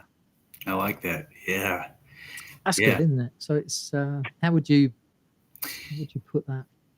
The word intuition comes to mind when it's something that's it's more felt than like explicitly known. I call that That's intuition. it. Yeah. Yeah. Yeah. And trying to put that, I think you and I manage very well because there is this sort of melding of minds, and we kind of know what we mean, but to put things into words sometimes for me is the hardest thing possible. Yes. I'm probably what I'm trying to explain in words is just 10% of what I actually am perceiving here. And it reminds me of when Jesus said to his apostles, "I have many things to say to you, but you cannot bear them." At this moment in time, it just wouldn't have been possible to explain everything to them that he, as a spiritually enlightened one, had. It's funny. I'm trying to remember. There's a quote. I can't remember. The gist of it is basically that if you're a prophet, the message that you bring to your people won't be accepted. You have to take it to somebody else, and that's how I felt when I had my enlightenment. And I was like, I've learned the most important thing I've ever learned, and I want to tell the people I love the most. So I tell my mom, I tell my dad, I tell my sister, I tell my wife. All of them are like, this guy is crazy. That's it. Then you and I get together from across the pond, and we're simpatico. It's just one of those things. It's I agree with that. I actually did a podcast the other day, episode 66, I think it was, called "The Serpent Awakens," and I actually mentioned about how Jesus, after he was anointed and the Spirit settled on him, and then he started teaching people many things, even his family tried to lay hold of him and put him in a psych ward. Effectively, they said he's lost his mind. Yep. He's gone crazy. We don't recognize this guy anymore. And there's actually even a huge overlap between some mental illness symptoms and spiritual enlightenment. When you're going through that process, people from the outside can be looking at you thinking, he needs locking up. But it's not mental illness. Not mental illness. Well, you think about it. If you saw vision, spiritual vision, and heard the voice of God, you could look at that through the lens of a physician and say, he's hearing disembodied voices. He's seeing visual hallucinations. This person is sick. This person is sick. Yeah. And it could be. Could be. I think without sort of wanting to decry every belief they've got, I think the Seventh-day Adventists or the Adventist movement, was it Ellen White, I think? Yes. She got her visions after a bump to the head. That makes me think, maybe we should have got checked out before starting a new religion, which then eventually morphed into, you had Millerism and then eventually Jehovah's Witnesses. It's like, it all sort of stems back to a bump to the head. It's interesting. I don't remember who it was because I'm not good with Russian names. It maybe Dostoevsky or the other one doesn't even come to my mind. One of those authors, I can't remember, had a head injury, and prior to the head injury, they were trying to publish and couldn't publish. The writing wasn't good. But after an injury, a traumatic brain injury of some kind, became one of the most well-known authors of all time. It might have been Dostoevsky. I can't quite remember. That reminds me of when I was a Jehovah's Witness. We used to have this periodical magazine called the Awake magazine, ironically. Awake, when you're fast asleep spiritually. But yeah, it was called Awake, and there's a little bit in the back where it used to sort of give these little sort of news stories that might be interesting to people. And there was one account of a guy that had, he was really depressed, like seriously depressed, and none of the doctors had been able to fix him. And he decided to end his life. He was that depressed. So he took a gun, put it to his head, and it just so happens he blew out the bit of his brain that was the problem. Oh, he survived? He not only survived, he was perfectly fine afterwards. Oh. And the article, just at the end of it, it said, we don't recommend this as a Oh. as a solution for illness. Yeah. Oh. That's good. Okay, so let's use our last half hour on the idea of I am not. Can we move into the idea of the universe without I? I'll read you a little quote to start off. It says, the whole field of vision out there in front is a sensation in the lower back of your head where the optical centers of the brain are located. What you see out there immediately, how the inside of your head looks or feels, or is rather immediately how the inside of your head looks or feels. So too, everything that you hear, touch, taste, and smell is just some kind of vibration interacting with your brain, which translates that vibration into what you know as light, color, sound, hardness, roughness, saltiness, heaviness, or pungence. Apart from your brain, all these vibrations would be like the sound of one hand clapping or of sticks playing on a skinless drum. Apart from your brain, or some brain, the world is devoid of light, heat, weight, solidity, motion, space, time, or any other imaginable feature. All these phenomena are interactions or transactions of vibrations with a certain arrangement of neurons. Thus, vibrations of light and heat from the sun do not actually become light or heat until they interact with a living organism, just as no light beams are visible in space unless reflected by particles of atmosphere or dust. In other words, it takes two to make anything happen. I wonder whether your phenomenalism book makes any similar comments on that. Yeah, phenomenology of spirit. Absolutely. Absolutely. So just say that again. Phenomenology of spirit. Phenomenology. Word of the week. So, yeah, I mean, I guess there's an idea of relatedness that is fundamental to our experience, fundamental to being. It's like if I had to describe myself, but there was nothing but myself, I can't compare and contrast. So how can I tell you I'm so tall? There's nothing to compare how tall I am to anything else. The color of there's no other colors you can't compare to. So even to describe where I am or how I exist, there's nothing to point to say it's like this or not like that. So everything we understand about existence relies on relatedness and opposition. So go ahead. So if all you had was a single ball,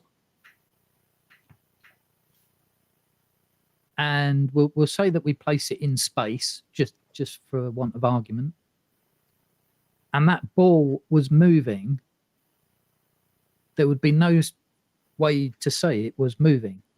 Correct. Yeah. You introduce two balls, and one of the balls moves away from the other ball, you've still got a problem because you can see that the space between is increasing, but which of the balls is moving? You still don't know, do you? No. So you introduce a third, and then you can say, well, this ball is moving away from the other two, but it might be that the other two are moving in conjunction with each other away from the first. Yes. And on it goes. On it goes. It's everything is related to essentially everything else, isn't it? Without, as it says there, it takes two to make anything happen. Or I would say more than two, probably three or four for anything meaningful to actually happen. I would agree. I think you don't get the level of complexity that we see in the world without nearly infinite variables. I just think that infinite variables exist within the one, within source.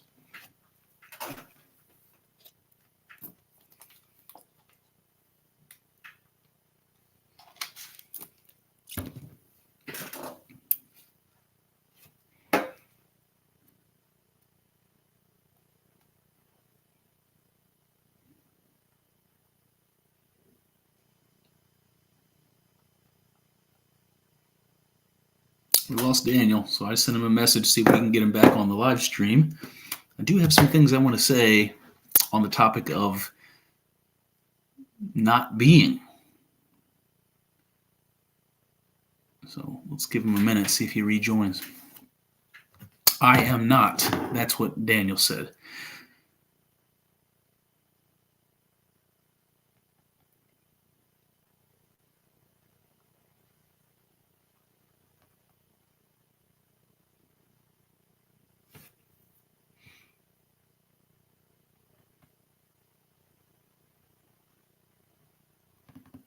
While we're waiting on Daniel, this idea of I am or I am not, you can't understand both of those things without a paradox. And I think that's what Daniel was pointing to.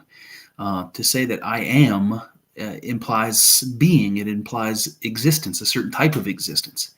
To say I am not is to say, I'm not being. And we don't know anything but being.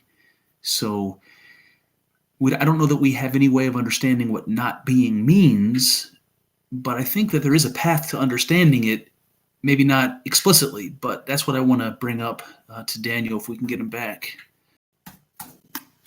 There we go. I think we're back now. Awesome. Sorry about that, Chris. Right. So where were we? We were talking about balls, weren't we? Yes. And how they interact with each other, and it takes two to make anything happen. If I just, I'll just kick off with a quotation just to get us back underway from Alan Watts again. It says, "Does this force us to the highly implausible conclusion that before the first living organism came into being, equipped with a brain, there was no universe? That the organic and inorganic phenomena came into existence at the same temporal moment? Is it possible that all geological and astronomical history is a mere extrapolation, that it is talking about what would have happened if it had been observed? Perhaps, but I will venture a more cautious idea. The fact that every organism evokes its own environment must be corrected with the polar or opposite fact that the total environment evokes the organism. Furthermore, the total environment or situation is both spatial and temporal, both larger and longer than the organisms contained in its field. The organism evokes knowledge of a past before it began and of a future beyond its death. At the other pole, the universe would not have started or manifested itself unless it was at some time going to include organisms, just as current will not begin to flow from the positive end of a wire until the negative terminal is secure. The principle is the same, whether it takes the universe billions of years to polarize itself in the organism, or whether it takes the current 1 second to traverse a wire 186,000 miles long. I butchered that, but I think the idea it's trying to put across here is there's this relationship between us perceiving the universe and the universe itself existing. If we weren't there to perceive it, there would be no universe. But because there is a universe, we exist. Does that? Yeah. Well, there's a couple of things. There's a couple of things that come to mind, and one of them we've talked about before, which is this physics idea that goes back to the early days of quantum physics. It's called wave function collapse, and the idea is this is what you guys may remember. Einstein made a lot of like little snarky comments between him and Niels Bohr in the 30s and 40s and 50s. They were going back and forth at each other, and one of the things that he said to Niels Bohr was, "What, does the moon disappear when I'm not looking at it?" That was one of his snarky remarks, because what Niels Bohr was saying is that the physical object exists only upon measurement, only upon observation. In your head. Exactly, in your head. That's where you're making the observation. So if you aren't observing the moon, is it really there? So the idea is that you've got this quantum field of probabilities or potential, and with the interaction of that potential and consciousness, we call that an observation or an experience, whatever you want to call it, a measurement, that creates the physical reality. So the quantum field becomes a particle. The moon, when you're not looking at it, is a potential, and when you look at it, it collapses down into a solid object. And you might ask yourself, well, how could that possibly be? If we all covered our eyes, the moon wouldn't disappear, would it? And I think that this goes back to the notion that if you're a panpsychist or an idealist and you believe that everything is conscious, then there's never a time when things aren't being observed. Right? Every time. That's good.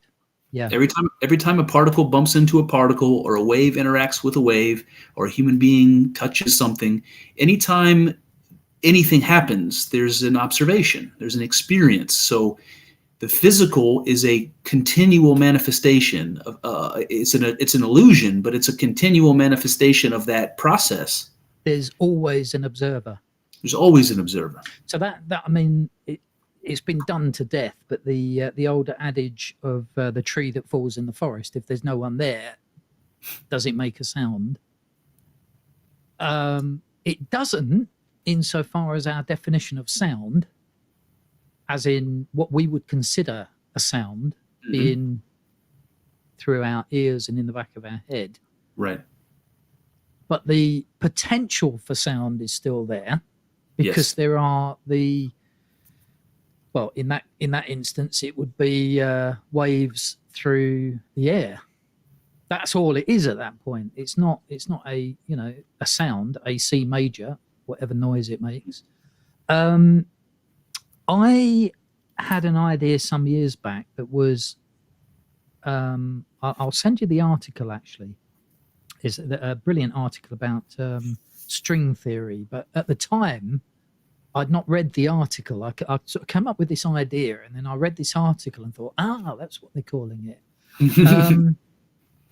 The idea being a kind of programmatic universe. Now, what I mean by that, I write computer programs as part of my work. I design websites. I write database programs, all this sort of thing. And what I do is I write sections of code and I class them together as what we call functions. So if there comes a need to, for example, display the date on a screen, all we do is we write a little bit of code that calls that function. And the function is called, and the little script runs, and it works out what today's date is from the database or whatever, and it dumps it on the screen. Okay. But that function only runs when it's needed. It's a bit like if you just expand that into a computer game, when you've got these kind of first-person computer games where you can run around shooting things. Yep. There's potentially an entire universe out there for this character to move through. Mm-hmm. But those parts of the program only run when needed. So when the character moves to point X, Y, Z in the game, there's a trigger that says, they're in this position. Now they need to see this scenery. Mm. But up to that point, it's just code in a database somewhere. That's all it is. Yes. And I tend to sort of think that a little bit with the idea of the moon. If no one looks at the moon, it's still potentially there, but it's not needed. So when we then look at the moon or observe the moon, that function runs, and it's a function that we all share as well. We must all be tapped into this kind of central database of functions in order for us all to have the same experience. I don't look at the moon and see a banana. I see the moon. Right. But if someone fiddled with the code, I could see something completely different to you. Sure. That's kind of. kind of how I view it. So I do feel that the universe is there without us, but I don't necessarily think it's being used. But then you've just introduced this idea that there's always an observer.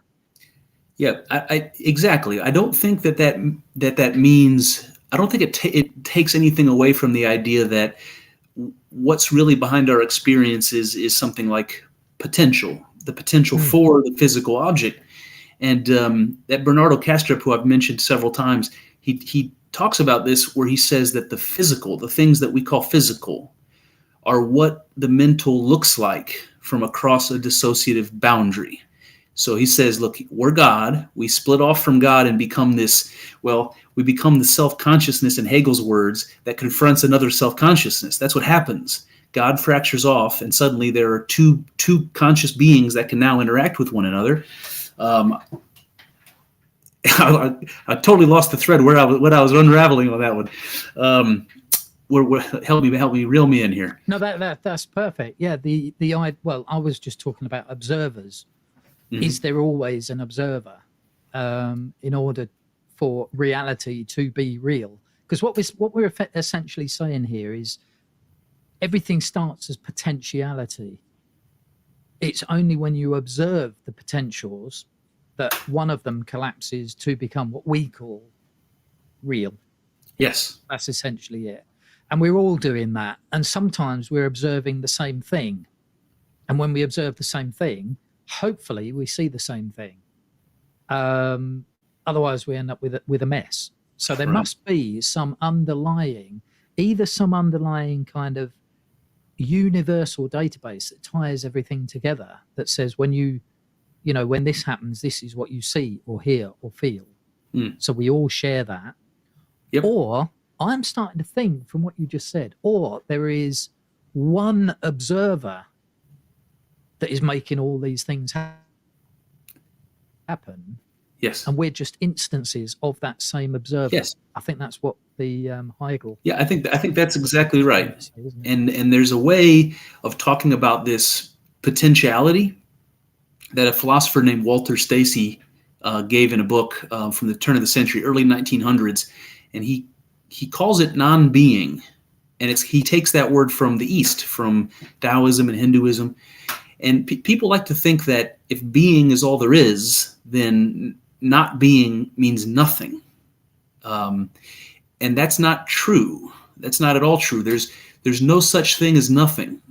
There never has been, and there never will be. I agree. That is something I've come to conclude recently. There is always something. So non-being is the state of things, the state of the physical reality when it's not being observed, or when it's switched off, when it's dissociated, however you want to call it. Okay. Let me try and put this all together. So this is a quote from Alan Watts. When this new sensation of self arises, it is at once exhilarating and a little disconcerting. In immediate contrast to the old feeling, there is indeed a certain passivity to the sensation, as if you were a leaf being blown along by the wind, until you realize that you are both the leaf and the wind. Yes. The world outside your skin is just as much you as the world inside. They move together inseparably. And at first you feel a little out of control because the world outside is so much vaster than the world inside. Your body is no longer a corpse which the ego has to animate and lug around. There is a feeling of the ground holding you up and of the hills lifting you when you climb them. Air breathes itself in and out of your lungs. And instead of looking and listening, light and sound come to you on their own. Eyes see and ears hear as wind blows and water flows. All space becomes your mind. Time carries you along like a river, but never flows out of the present. The more it goes, the more it stays, and you no longer have to fight or kill it. This is this kind of all-encompassing idea that you are not only the observer, you are the observed. Absolutely. The idea that the earth has peopled itself with us. We have come from the earth. This is where every single thing is interconnected, which is why I said at the beginning, it seems like a contradiction when we come up with things like I am not. I don't think that's possible. It's not possible for us not to exist. The idea of you are dust and so to dust you will return is purely talking about the human form. That's all it's talking about. It's not talking about the I am. Agreed. Yes. Is it possible, Alan continues, that myself, my existence, so contains being that nothing, that death is merely the off interval in between an on-off pulsation, which must be eternal, because every alternative to this pulsation, its absence, would in due course imply its presence. And then he makes this wonderful little thought that birth is the cause of death. Birth is the cause of death. Yeah. And it is just this cycle of birth and death, birth and death. So that brings us back to the cause and effect discussion. Yes. So I would say birth does cause death, obviously, but it's because birth and death are one thing. It's a process we call life. They're not different things. It's this coming into being and going out of being, but the whatever it is behind it is still being. It is almost like God's breath, breathing in and out and in. I like that. And out. Yeah, I actually wrote a poem on that called God's Breath. So he says the only real you is the one that comes and goes, manifests and then withdraws itself eternally in and out as every conscious being.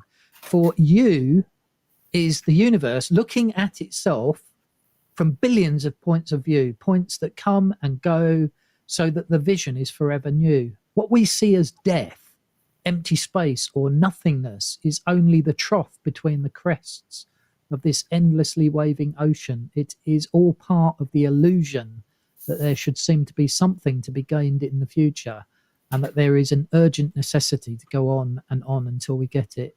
Yet just as there is no time but the present, and no one except the all and everything, there is never anything to be gained, though the zest of the game is to pretend that there is. That's great, isn't it?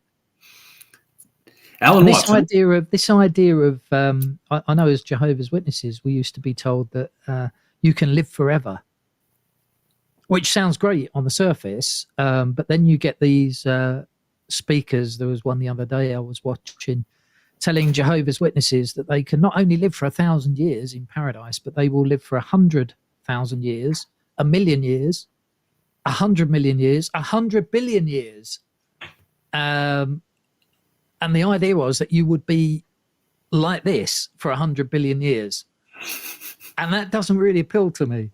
No. I like the idea of dying, if I'm honest, and then realizing who I am again, going back to that source, godlike state, and realizing, I know who I am, and then doing it all over again as somebody else or something else. Next time I might be a tree or a rock or something. Sure. Does that sound crazy, or does that make sense? No, it doesn't sound crazy. It makes me think about reincarnation. Like, there's a lot of religious ideas that when I was younger, I would write off as unscientific or impossible. And reincarnation is one of those things that was always intriguing, but I never took it seriously. But after I had a mystical experience in 2018, I can't brush that off anymore. The idea of reincarnation, there's some synchronicities involved. Reincarnation, like we were talking about with energy earlier, energy is not created or destroyed, and that's what our religious stories tell us about the soul. It's never created or destroyed. It just gets recycled, from one form into another. And when you see that explanation of reincarnation mirroring our understanding of matter and physics, then you have to see synchronicity. You have to say, well, there's something like a fractal relationship between energy and the spirit. We're noticing them behaving in the same way, following the same rules, and so the deeper reality is the rules.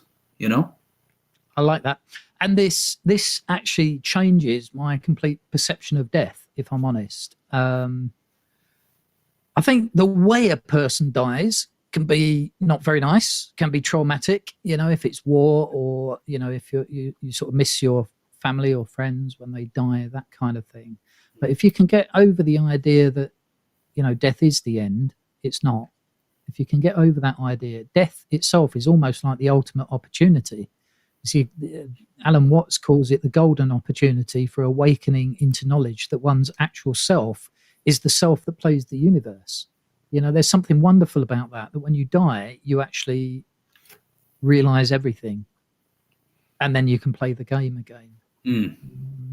I'll just read a little quote, and then perhaps we can just finish up on the idea of death itself. This one just says, thus, as my sensation of I-ness, of being alive, once came into being without conscious memory or intent, so it will arise again and again as the central self, the it, appears as the self-other situation in its myriads of pulsating forms, always the same and always new, a here in the midst of a there, a now in the midst of then, and a one in the midst of many. And if I forget how many times I've been here, and in how many shapes, this forgetting is the necessary interval of darkness between every pulsation of light. I return in every baby born.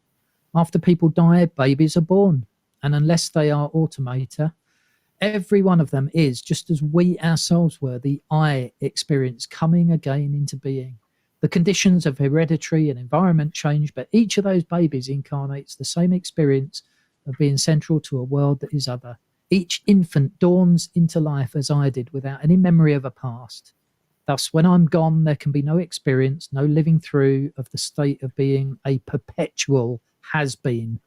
Nature abhors a vacuum, and the I feeling appears again as it did before, and it matters not whether the interval be 10 seconds or billions of years. In unconsciousness, all times are the same brief instant. I love that, because it's like, rather than me wanting to hold on to this body for 100 billion years, I quite like the idea that I can let go of this and then allow another little baby to come into being and experience life. Yeah. And that will be me again. It will be me. It will be you. It will be us. Yes, it'll be you coming out of a dream. And just like any dream, as soon as you awake, you forget it all, and you're a fresh little baby again with none of that knowledge you gained to take with you. So does that change if that is our view of death? If we're sort of thinking of death as being not this horrendous thing, but actually part of the process. The troughs, the valleys, the same kind of the mountains and the troughs and the valleys. It's all one thing. Does that change how we view life itself, and particularly attachments to life? It does for me, I think.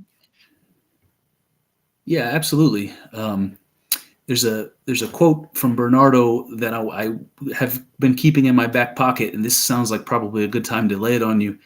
He talks about the experience of dying, and he says when you're going through that, when you're dying, you observe yourself as an object, right? You're the subject observing yourself as an object dying, and what you realize in that moment is that you aren't the thing dying. You're the thing watching the thing dying. Excellent. Yes. Yeah. So that's a mystery, but it's beautiful. I love that. I think that's amazing. It's not, Alan Watts describes it not as disconnection, but just withdrawal. He says it's like the corpse that's left is a footprint or an echo, the dissolving trace of something which the self ceased to do.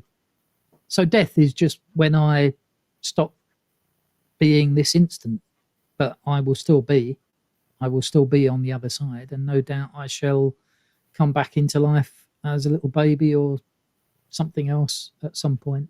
In terms of attachment, that's affected my way of viewing life in general.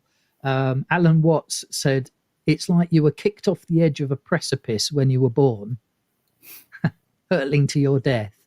It is no help to cling to the rocks that are falling with you. That's great.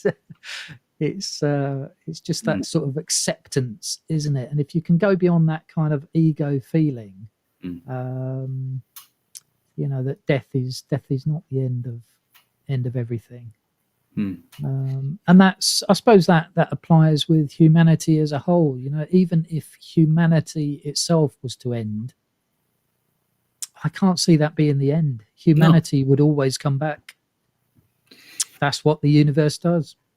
I think so. I think so. I think It produces people.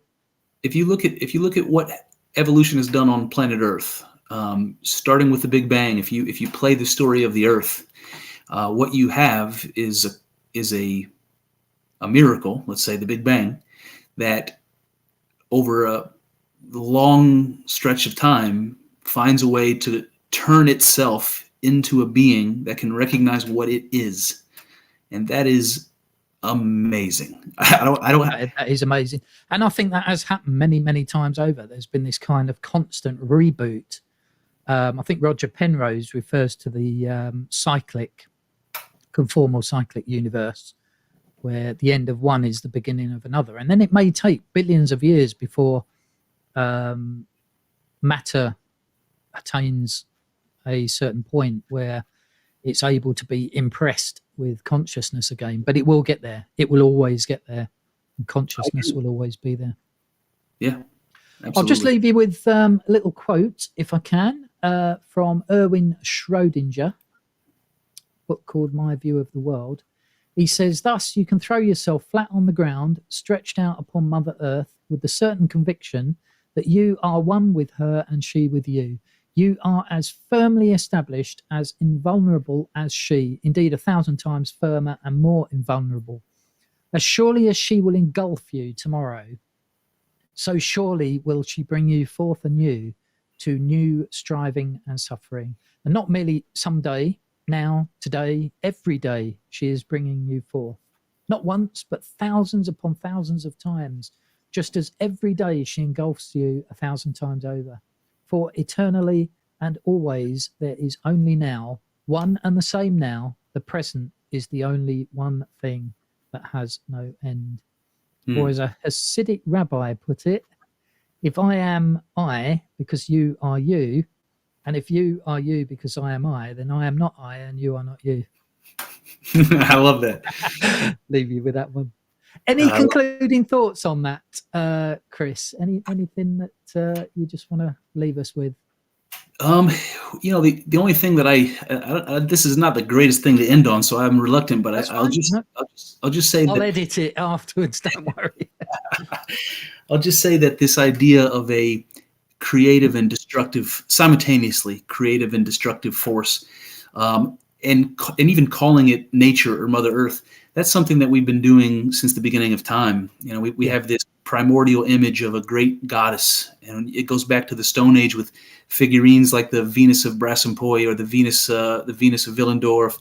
All these statues of women with big breasts and large hips and emphasizing this creative force. But then that same goddess is also like Kali, the destructive, murderous woman that eats her children. So you have this image that you have to understand as a paradox, but two opposite forces at once: the creative and the destructive. And I think that is a great analogy of existence, life and death, the creative and the destructive. Yeah, it's this constant in and out, isn't it? If I may, I would just like to share a poem with you. Yes, please. Before we go, this is a poem called God's Breath that I wrote. And it goes like this. I contemplate my breath, inhale, hold and ponder for a moment, exhale, I repeat each breath, life and death, and thus the universe, God's breath. Spirit, pure energy converted into matter with each exaltation. Mind, transmitted from source into innumerable conscious beings pervading the universe, of which I am but one. Inhale, exhale, until I flicker and die as a candle. Yet while ever source exhales, new flames arise and continue breathing, minds thinking for their allotted time. And this does God, his breath exhaled, causing life, abundant consciousness until all is extinguished for a time. But then an inhalation, matter compressed into a singularity of purest energy as before, and in that singularity contained is all thought, as he holds and ponders for a moment before exhaling once again. Another cycle, a billion lives and minds eternally breathing in, out, and to what end but to give life and thought and growth to source. Like that? The end got me. That's exactly right, man. That is exactly right. Excellent. Well, thank you very much, Chris. I've enjoyed that. Always a great time, Dan. Fantastic. Right, I'll end the stream and then we can just say our goodbyes. Thank you, everybody, for joining us. Join us again soon. Bye for now.